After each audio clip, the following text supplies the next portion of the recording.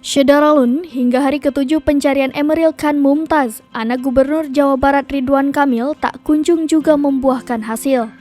Harap-harap cemas warga Jawa Barat mengiringi proses pencarian Eril, sapan akrab lulusan Institut Teknologi Bandung atau ITB itu. Dipimpin oleh Kiai Haji Maman Imanul Haq, ratusan calon jamaah haji asal Majalengka, Jawa Barat pun bersama mendoakan untuk keselamatan Eril. Mereka berharap agar Eril dapat segera ditemukan.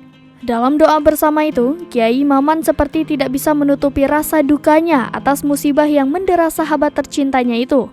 Air matanya menetes kala melantunkan doa. Matanya sembab dan sesekali sesenggukan seraya terus berdoa yang disambut kalimat amin dari ratusan calon jemaah haji.